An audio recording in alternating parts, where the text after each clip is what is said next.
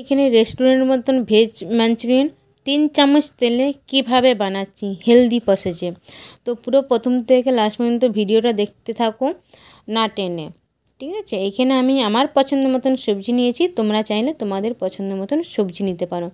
যেমন এখানে কী কী সবজি নিয়েছি, বাঁধাকপি নিয়েছি, গাজর নিয়েছি, বিট নিয়েছি, মটরশুঁটি নিয়েছি, বিনস নিয়েছি। তো এইগুলো একটা মিক্সার গ্রাইন্ডারে আমি গ্রেট করে নিচ্ছি, ঠিক আছে। তোমরা চাইলে তোমাদের গ্রেটার দিয়ে গ্রেট করে নিতে পারো। তো ঠিক আছে, এইখানে আমি তোমাদের কাছে একটা প্রশ্ন করে নিই, ঠিক আছে। এই আমার রান্নাঘরে তোমাদেরকে সবাইকেই স্বাগত জানাই এবং এইখানে অনেক ধরনের কোশ্চেন থাকবে, তোমরাও এইখানে কোশ্চেন করতে পারো, তোমরা এখানে আনসার দিবে।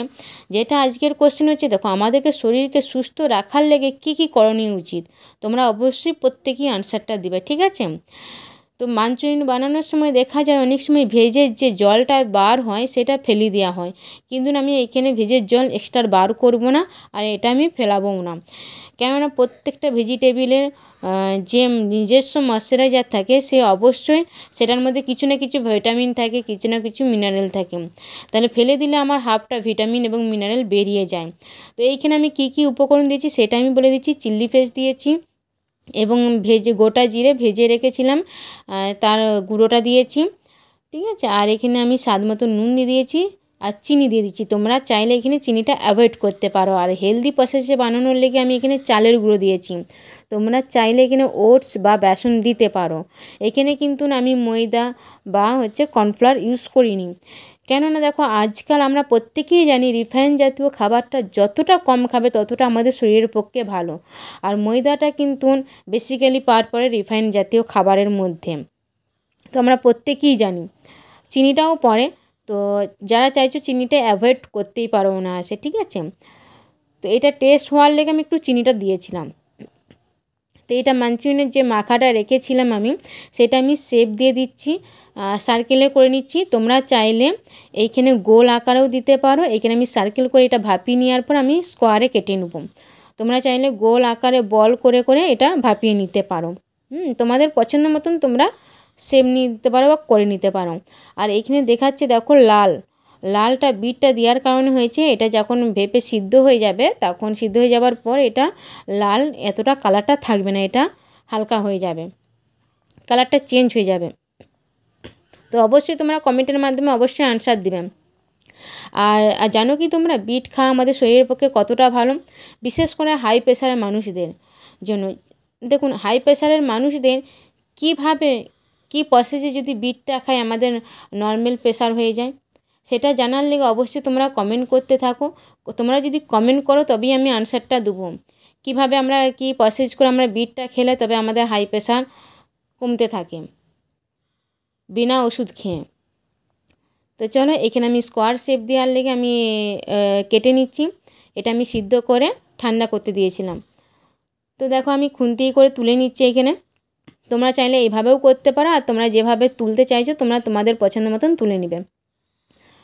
তো দেখতেই পাচ্ছ কত সুন্দর হয়েছে। এগুলো আমি একটা প্লেটে তুলে রাখছি। তো আমি তোমাদেরকে দেখিয়ে দেবো, এই কাঁচা অবস্থায় তোমরা মাঞ্চুরিয়ানটা করতে পারো বা অল্প আছে তেল দিয়ে তোমরা ভেজে নিতে পারো। আর যারা চাইছো ডিপ তেল দিয়ে ভাজতে তারা অবশ্যই ডিপ তেল দিয়ে ভাজতে পারো। এই খাবারটা কিন্তু প্রত্যেকটা মানুষই খেতে পারে, রুগী থেকে সুস্থ মানুষরা প্রত্যেকেই খেতে পারবে। এবং যারা ডায়েট চার্ট করছে বিশেষ করে, কেননা ভেজিটেবিল ভরপুর আছে এবং হেলদি প্রসেস হচ্ছে, তারা অবশ্যই খেতে পারবে এটা, ঠিক আছে। আর আমার রেসিপিগুলো অবশ্যই থাকবে প্রত্যেকটা মানুষের লেগে, আর অল্প তেল দিয়ে আমি বানানোর চেষ্টা করব। তো এইখানে যারা যারা চাইছো বেশি তেল দিয়ে খেতে তারাও অবশ্যই কমেন্ট করবে, কিভাবে বেশি তেল দিয়ে খেলে কি হবে না হবে সেটাও এখানে ডিটেলস আলোচনা করা হবে। কেননা যত কম তেল খাবে তত আমাদের শরীরের পক্ষে ভালো, আর যত বেশি তেল দিয়ে আমরা খাবো, রিচ জাতীয় খাবারটা খাবো, তত আমাদের শরীরের পক্ষে কিন্তু ক্ষতিকারক। তো এইগুলো আমি হালকা তেল দিয়ে ভেজে নিচ্ছি। দেখতেই পেয়েছিলে কড়াইটা আমি কইটুকুন তেল দিয়েছিলাম, 1 চামচও তেল দিইনি এইখানে।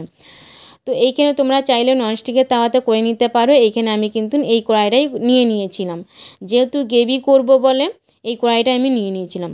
তো দেখো হালকা আঁচেতে আমি ভেজে নিচ্ছি। এটা একটু এই প্রসেসটা একটু ধৈর্য ধরে করতে হবে।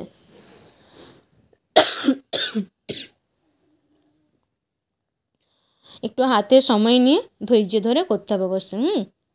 তো তোমাদেরকে আমি দেখিয়ে দেবো কত সুন্দর হয়েছে। আর তোমরা চাইলে এই সিদ্ধটা দিতে পারো, কোনো অসুবিধা নেই। দেখো দেখতে কিন্তু খুব সুন্দর হয়েছে। আর যারা গ্রেভি বানাতে চাইছো না এইটা দিয়ে খেতে, তারা অবশ্যই এটা সস হিসাবে খেতে পারো বা প্লেনও খেতে পারো। আর এটা কিন্তু সফট, প্রচণ্ডভাবে সফট হয়েছে। তো আমি আরেকটা স্টেপ দিয়ে দিয়েছি, এখানে হচ্ছে।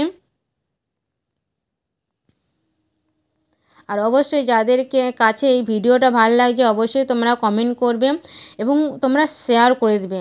কেননা দেখো তোমাদের এই প্রবলেমগুলো নাও থাকতে পারে, এখানে অনেক ধরনের বিভিন্ন ধরনের প্রশ্ন করা হবে, আনসার দেওয়া হবে। এটা হয়তো তোমাদের লেগে হয়তো দরকার নেই, কিন্তু দ্বিতীয় মানুষটার লেগে দরকার। তো তোমার একটা শেয়ারের মধ্যে সেই মানুষটার উপকৃত হবে, তার লেগে অবশ্যই শেয়ার করে দিবে। তো দেখো এখানে আমি মোট 1.5 চামচের মতন তেল দিয়ে আমি ভেজে নিয়েছি। আর এখানে কিন্তু আমি গ্রেভিটা করার সময় দেখো কিন্তু খুব অল্প তেল দিয়েছি, দেখতেই পাচ্ছ। 3 চামচ তেল দিয়ে বলেছিলাম, কিন্তু 3 চামচ আমার তেলও লাগে না। তো এখানে আমি রসুন দিয়ে দিচ্ছি 1 চামচের মতন। আর একটু লেড়ে একটু জাস্ট এটা এর গন্ধটা কাটিয়ে দিচ্ছি। তার সঙ্গে সঙ্গে পেঁয়াজ দিয়ে দেবো। আর এইখানে তোমরা চাইলে আদা দিতে পারো, কিন্তু আমি যে কোনো রান্নার সঙ্গে আমি দুটো ইনগ্রেডিয়েন্ট দিয়ে রান্না করি। কেননা আমি একজনের ডাক্তারের কাছে শুনেছিলাম, যেহেতু আমাদের এখানে মিটিং অ্যাটেন্ড করতে হয়, এখানে আমাদের অনেক কিছু আমি হেলথ নিয়ে কাজ করি, তোমাদের কাছে কথা বলেই দিই, হেলথ নিয়ে কাজ করি। যেহেতু আমাদেরকে মিটিং অ্যাটেন্ড করতে হয়েছিল, ট্রেনিংগুলো নিতে হয়েছিল, তো সেই হিসাবেই আমি সেই ডাক্তারের কাছে শুনেছিলাম আমরা যে কোনো দুটো ইনগ্রেডিয়েন্ট দিয়ে রান্না করলে আমাদের কিন্তু খাবারটাও টেস্টি হয়।